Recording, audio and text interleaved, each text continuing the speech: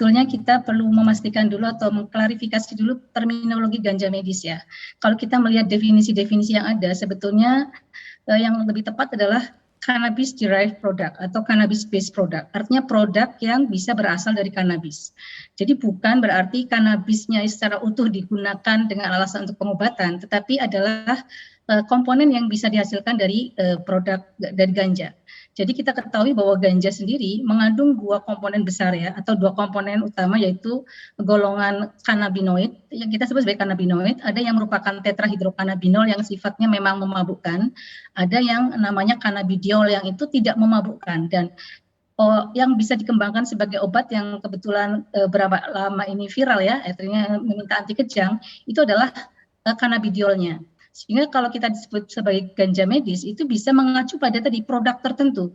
Karena kalau the whole product atau the whole ganjanya atau keseluruhan ganjanya tadi tentu saja tadi ya memiliki efek-efek yang masih bisa memabukkan. Sehingga ketika digunakan secara lebih selektif dengan diisolasi tadi seperti cannabidiol, dan cannabidiol bahkan sudah di-approve oleh FDA ya di Amerika sebagai obat anti kejang begitu, dan itu dalam bentuk yang sudah terstandar dengan berisi ada satu produk namanya Epidiolex, itu berisi 100 mg cannabidiol per mili, dan itu sudah ada dosisnya juga, sudah ada uji kliniknya.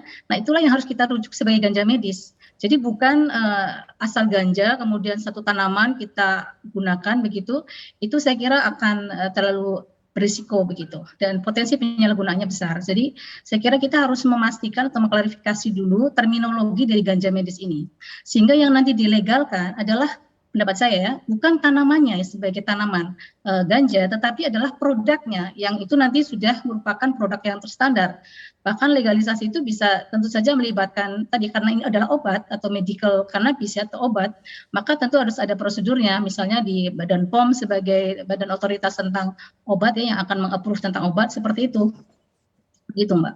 Baik. Jadi bukan tanaman ganjanya yang dilegalisasi. Baik, tadi kan Ibu sampaikan bahwa cannabidiol ini di negara lain begitu ya sudah di-approve oleh FDA dapat meredakan kejang atau mengobati kejang. Sebetulnya ada manfaat apa lagi sih Bu dari penggunaan ganja medis ini? Sekali lagi tadi ya, ganja medis tadi kita harus mengacu pada satu atau komponen tertentu. Jadi cannabidiol sendiri bisa sebagai anti kejang. Kemudian juga ada beberapa komponen lain dari ganja. Memang ada tetrahidrokanabinol ini juga sudah di-approve juga untuk sebagai anti mual muntah pada kemoterapi misalnya ya. Jadi pasien-pasien dengan kemoterapi itu biasanya mengalami mual muntah yang berat. Salah satu alternatif ya. Jadi ini bukan suatu pilihan pertama, tetapi ada alternatif buat mereka yang sudah tidak berespon lagi terhadap obat-obat yang ada, bisa menggunakan ini. Tetapi untuk golongan tetrahidrokanabinol ini risikonya cukup besar, sehingga potensial untuk abuse besar. Sehingga ini juga harus direstriksi. Sebetulnya analogi dengan morfin ya Mbak. Jadi kalau morfin itu kan juga turunan dari candu ya. Tanamannya sendiri kan ilegal, artinya dia masuk dalam narkotika golongan 1 dalam undang-undang narkotik. Tetapi produknya yaitu morfin, petidin, metadon itu adalah golongan 2 yang artinya bisa digunakan untuk pengobatan. Jadi kan sebetulnya bisa sama seperti itu. Ganjanya tetaplah dimasukkan dalam golongan 1 karena potensial abuse-nya besar.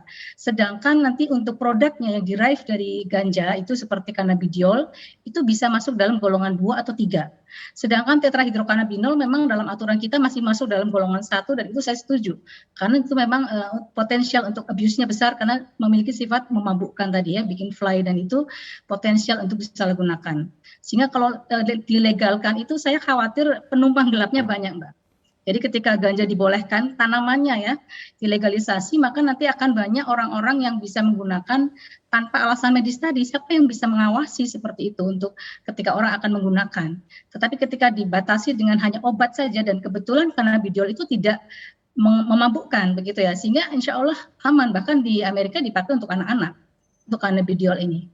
Demikian. Baik, Bu, kalau kita lihat begitu ya di dunia kesehatan kita ini kan kita tahu bahwa ada zat aditif lain yang memang sudah digunakan sebagai obat penenang seperti misalnya morfin tadi Ibu sampaikan. Nah, jika digunakan dengan dosis yang tepat, apakah penggunaan ganja juga bisa seperti itu, Bu? Iya, bisa. Jadi cannabidiol tadi dengan dosis yang terukur, tentu dia akan memiliki efek yang sesuai begitu. Jadi apapun kalau obat itu kan asal digunakan sesuai dosis, sesuai indikasi, ya tentu saja memang setiap obat selalu ada risiko dan manfaat. Setiap penggunaan obat kita harus menganalisis apakah risikonya lebih besar dari manfaat atau sebaliknya begitu. Jadi tetap ada potensi untuk dikembangkan, tapi memang selama itu yang tidak memabukkan mungkin masih aman. Tetapi untuk tetrahidrokannabinol memang ini potensial karena memang bisa memabukkan. Sehingga mungkin akan mirip seperti, ya regulasinya akan harus ketat juga di dalam penggunaan obat-obat yang diturunkan dari ganja.